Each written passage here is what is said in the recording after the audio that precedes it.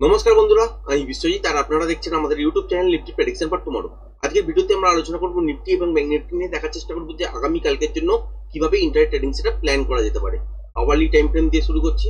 যে প্যাটার্নটা অ্যাকচুয়ালি হয়েছিল এবং কয়েকদিন ধরে আপনাদের সাথে শেয়ার করছিলাম যে আলটিমেট আওয়ারলি লোটা কিন্তু ব্রেক করে তলার দিকে চলে আসাই কিন্তু সেফ।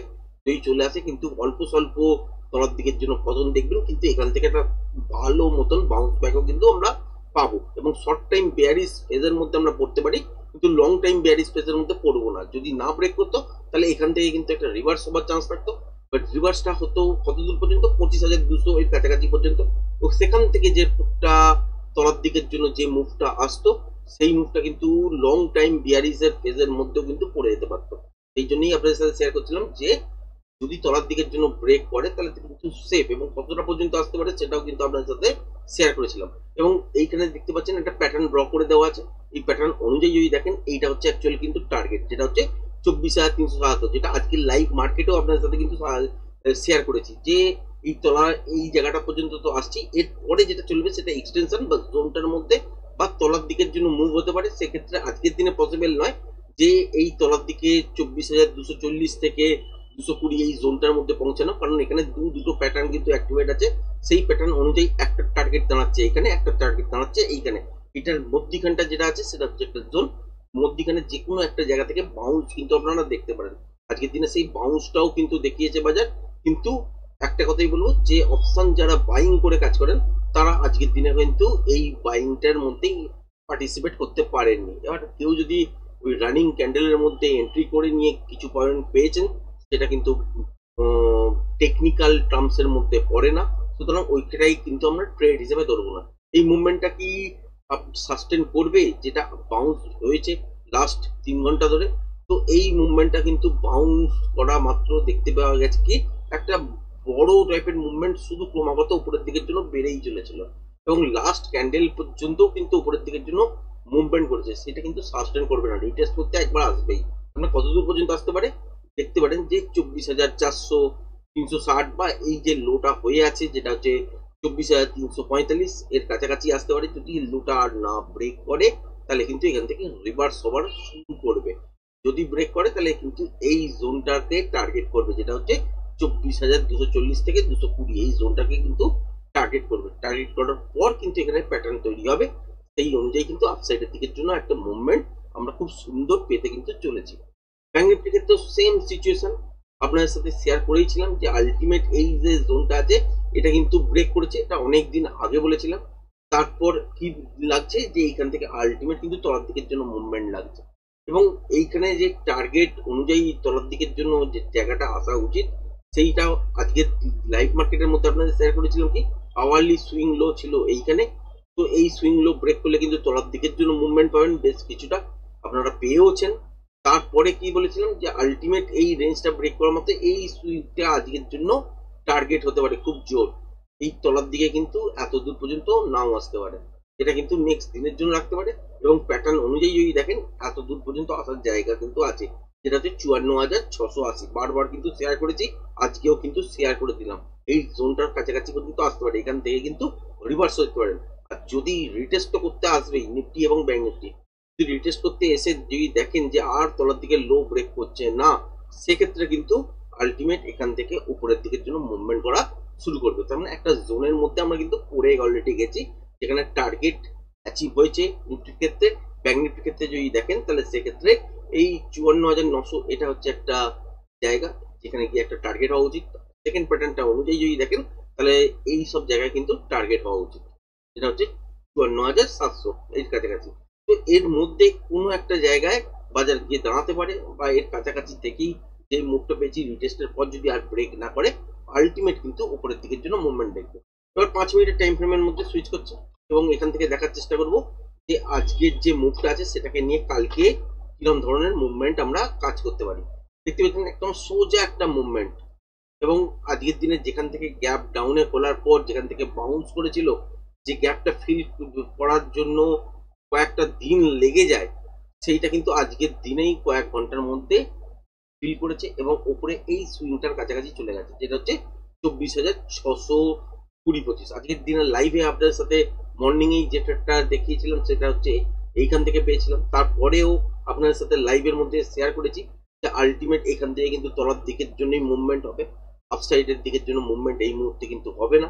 তো সেইটা পর্যন্ত দেখতেই পেয়েছেন এবং ব্যাক টু ব্যাক যেটা করেই আমরা যে একটা ভালো মুভমেন্ট হয়ে যাওয়ার পর সেই কল বা পুট সেইটাকেই কিন্তু শর্ট করে কাজ করি, মানে অপশন সেলিং করে কাজ করি। তো পুটটাকে আজকের দিনে যেমন সেলিং করেছিলাম, তো একদম কিন্তু উপরের দিকে এই জোনটা পর্যন্তই আমরা কিন্তু টার্গেটটাকে নিয়ে আসতে পেরেছি, যেটা হচ্ছে 24,500 থেকে 520 এই জোনটার মধ্যে।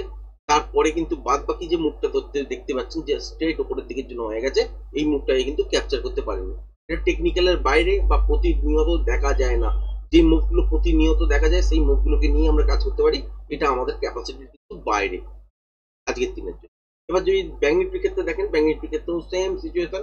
এখান থেকেই আমরা একটা পুটের দিকে শর্ট করেছিলাম, মানে অপশন সেলিং করেছিলাম, যেটা পুটে অপশন বাইং করে যেখানে পুটটাকে সেল করে তারপর প্রফিটটাকে বুকিং করা হয়, সেখানেই যদি পুটটাকে আরো এক্সট্রা সেল করেন তার জন্য মার্জিনও অনেক বেশি লাগে এবং সেইখান থেকে সেই তাকে বলা হয় অপশন সেলিং।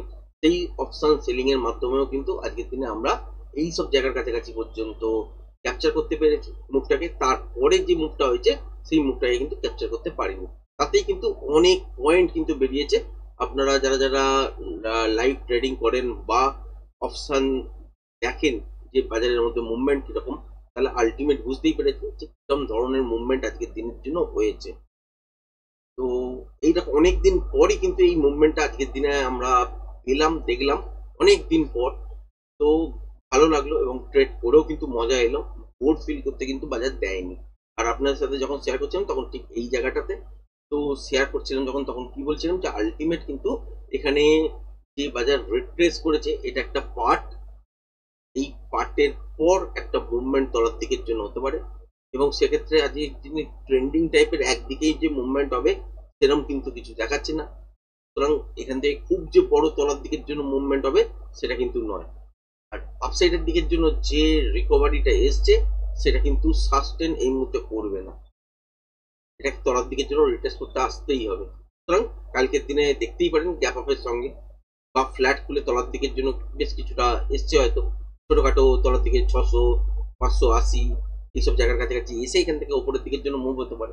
সেক্ষেত্রে এই সুইংটা কিন্তু খেয়াল রাখবেন, যেটা হচ্ছে 24,670 এর কাছাকাছি গ্যাপ আপের সঙ্গেও কিন্তু খুলতে পারে। খোলার পর যদি রিভার্সাল সাইন তৈরি হয় তাহলে এখান থেকে কিন্তু স্ট্রেট তলার দিকের জন্য মুভমেন্ট কিন্তু করবে, সেটা কিন্তু ফার্স্ট ট্রেড কালকের দিনের জন্য আপনারা কিন্তু পাবেন। এবং তারপরের যে মুভটা হবে সেই মুভটা কিন্তু কন্টিনিউশন প্যাটার্নের জন্য যদি হতে যায় তাহলে সেক্ষেত্রে দেখবেন রেঞ্জ তৈরি করে দিয়েছে এবং জিগজ্যাগ ডান্স করছে, এটাই কিন্তু হবে। কারণ কালকের দিনে বাজার কিন্তু খুব বড় বাজার পাবেন না, কারণ আজকের দিনে যেরকম ধরনের মুভমেন্ট দেখেছেন কালকের দিনের বাজার কোনোভাবেই ট্রেন্ডিং মুভমেন্টের মতন বা এইরকম বড় মুভমেন্ট কালকের দিনে হবে না। সুতরাং এখান থেকে তলার দিকের জন্য একটা রিটেস্ট করতে পারে, কোথা থেকে করতে পারে 24,670-80 এই জায়গাটা আছে, এই জায়গাটা থেকে তলার দিকের জন্য মুভ করতে পারে।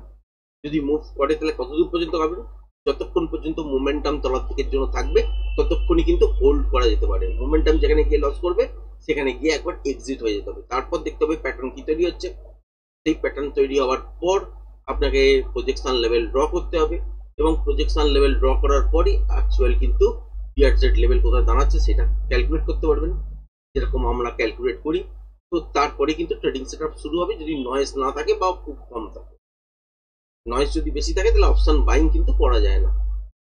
তো আজকের দিনে যে মুভটা অলরেডি দেখেছেন তলার দিকের জন্য মুভটা হয়েছে, সেই মুভটা তো প্যাটার্নের মধ্যেই ছিলই এবং আরো তলার দিকের জন্য যেতে পারে যদি এই সুইংটা ব্রেক করে দেয়।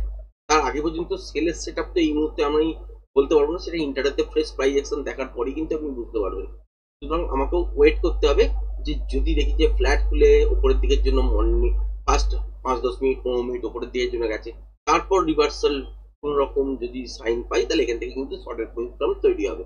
আর যদি গ্যাপ আপেও খুলেছে উপরের দিকের জন্য 24,650 60 80 এইসব জায়গায় খুলেছে, খোলার পর দেখলেন যে আর চলতে পারছে না, তাহলে এখান থেকে কিন্তু শর্টের প্রোগ্রাম তৈরি হবে এবং যতক্ষণ মোমেন্টাম থাকবে ততক্ষণ পর্যন্ত শর্টটা কিন্তু আপনি হোল্ড করতে পারবেন। মোমেন্টাম যেখানে লস করবে সেখানে গিয়ে একবার এক্সিট, তারপরে দেখতে হবে প্যাটার্ন। বাট তারপরে এখান থেকে রিভার্সাল প্যাটার্ন তৈরি হবে নাকি কন্টিনিউশন প্যাটার্ন তৈরি হবে সেটা কিন্তু মার্কেট চলাকালীনই বুঝতে পারবেন। এখান থেকে বসে কিন্তু বলা যায় না, যেটা আমাদের সাথে রেগুলার বলার চেষ্টা করি, যেই জন্য ভিডিওটা রেগুলার একটু বড় হয়ে যায়। যে যদি রিভার্সাল প্যাটার্ন উপরের দিকের জন্য দেখেন তাহলে কি করবেন, সেই ক্ষেত্রে কত দূর পর্যন্ত হতে পারে সেটা কিন্তু আমরা অ্যাজম্পশন করি। যদি লাইভ মার্কেটের মধ্যে যে জিনিসটা দেখতে পাবেন, যেটা হয়েছে সেটাকে নিয়ে যদি আলোচনা করেন তাহলে বেটার। তাহলে মর্নিং মুভটা আপনাদের সাথে কিন্তু শেয়ার করে দিলাম যে এইসব জায়গা থেকে কিন্তু তলার দিকের জন্য মুভ করতে পারে। গ্যাপ আপেই খুলুক বা ফ্ল্যাট খুলুক বা ছোটখাটো গ্যাপ ডাউনে খুলেই উপরের দিকের জন্য যাবে, সেক্ষেত্রে এখান থেকে কিন্তু তলার দিকের জন্য পড়তে পারে। যতক্ষণ মোমেন্টাম থাকবে ফার্স্ট রেটটা কিন্তু হবে, তারপর দেখতে হবে প্যাটার্ন। এবার প্যাটার্নটা লাইভ মার্কেটের মধ্যে দেখার পরই কিন্তু আপনি ডিসাইড করতে পারবেন যে এখানে কন্টিনিউশন প্যাটার্ন তৈরি হচ্ছে নাকি রিভার্সাল প্যাটার্ন তৈরি হচ্ছে। যদি রিভার্সাল প্যাটার্ন তৈরি হয়ে যায় তাহলে এখান থেকে আবারও মাঝখানে আস্তে আস্তে করে বেশ কিছুটা তলার দিকে আসার পরে আবার উপরের দিকের জন্য বাউন্স ব্যাক করে যাবে। আর যদি এখানে কন্টিনিউশন প্যাটার্ন হয় তাহলে নেক্সট মুভটা আরো তলার দিকে হবে। এবার কতটা মুভ হচ্ছে কি হচ্ছে তার সেইগুলোকে দেখে ক্যালকুলেশন করার পরে আলটিমেট বুঝতে পারবেন যে কত দূর পর্যন্ত আসতে পারে এবং কোন দিকে চলতে পারে। এবং লাইভ মার্কেটে যেমন আসি সেই রকম হিসাবে আপনাদের সাথে গাইড করে দেওয়ার চেষ্টা করবো, কিন্তু সেলিং এর জন্য এখান থেকে কিন্তু কোনো রকম জায়গা নেই। সুতরাং এখান থেকে আমি যদি তলার দিকের জন্য মুভ বলি, গ্যাপ ডাউনে একমাত্র এর তলায় যদি খোলে এই মুহূর্তে তবেই কিন্তু একটা রিটেস্ট করার পর সেলিং প্রেসার আসতে পারে। তার আগে কিন্তু যে কোনো জায়গা থেকে তলার দিকে আস্তে আস্তে যে কোনো জায়গা থেকে বাউন্স করতে পারে। সুতরাং ইন্টারডেতে ফ্রেশ প্রাইস কিন্তু দেখা জরুরি কালকের জন্য। ব্যাংক নিফটিতেও সেম সিচুয়েশন হয়ে আছে। এই যে জায়গাটা দেখতে পাচ্ছেন 55,590, এখানে গিয়ে ক্লোজিং করেছে। এই রেঞ্জটা আপনাদের সাথে বারবার শেয়ার করেছি আগেই আওয়ারলি চার্ট অনুযায়ী। তো এটাকে কিছুতেই না উপরের দিকে না তলার দিকে ব্রেক করছিল। এখানে যাও বা ব্রেক করেছিল সেখানে কিন্তু রিটেস্ট করেনি, সেই জন্য তলার দিকের জন্য মুভমেন্ট। আজকের দিনে ক্যাপচার তো করেইছি এই যে মুভমেন্টটা, এবং এই রেঞ্জটা ব্রেক করলে যে তলায় পড়বে আপনাদের সাথে শেয়ার করেছি। লাইভ মার্কেটের মধ্যে এই জোনটা আপনাদের সাথে ড্র করে দেখিয়েছি, এইটা পর্যন্ত কিন্তু আসতে পারে, কাছাকাছি এসেছিল কিন্তু পুরোটা আসেনি, বাদ বাকি জায়গাটা কিন্তু এখনো বাকি আছে। আবারও তলার দিকের জন্য এসে এই জোনটাকে টার্গেট করতে পারে ফার্স্ট। এটাকে যদি ব্রেক করে মোমেন্টামের সঙ্গে চলে তাহলে কিন্তু এইখানে অব্দি, যেটা হচ্ছে 54,680 থেকে 700, এই জায়গাটার কাছাকাছি। এবার যদি তলার দিকে গ্যাপ ডাউনেও খোলে, যতক্ষণ না এই সুইংটা ব্রেক করছে ততক্ষণ সেল দাঁড়াবে না। সুতরাং সেল কোথায় দাঁড়াতে পারে, ওপর থেকে দাঁড়াতে পারে। কোথায় আছে সুইং হাই, এই যে 55,700 কাছাকাছি সুইং হাই। আমরা কালকের দিনে গ্যাপ আপেও খুলতে পারে, ফ্ল্যাটও খুলতে পারে, খুলে ওপরের দিকের জন্য 5-10 মিনিট 15 মিনিট সাস্টেন করতেই পারে। তারপরে কি দেখতে হবে, দেখতে হবে যে এই যে ওপরের দিকের জন্য যাচ্ছে এইখানে গিয়ে কোনো রকম রিভার্সাল সাইন তৈরি করছে কিনা। যদি তৈরি করে তাহলে এখান থেকে কিন্তু শর্টের পজিশন তৈরি হবে, এবং যতক্ষণ মোমেন্টাম থাকবে ততক্ষণ পর্যন্ত শর্টটাকে কিন্তু হোল্ড করা যেতে পারে। এরপরে কি দেখবেন, এরপরে দেখতে পাবেন যে প্যাটার্ন কি তৈরি হচ্ছে। প্যাটার্নের মধ্যে যদি রিভার্সাল প্যাটার্ন তৈরি হয় আবারও মুভটা তলার দিকে আস্তে আস্তে আটকে যাবে এবং ওপরের দিকের জন্য শিফট হবে আবার। আর যদি কন্টিনিউশন প্যাটার্ন তৈরি হয় তাহলে আবারও তলার দিকের জন্য মুভমেন্ট হবে। কালকের দিনে রেঞ্জ বাউন্ড টাইপের যেহেতু বাজার দেখতে পাবো, খুব বড় মুভমেন্ট দেখতে পাবো না। তলার দিকের জন্য যদি আসে তাহলে জিগজ্যাগ ডান্স করতে করতেই আসবে বেশ কিছুটা।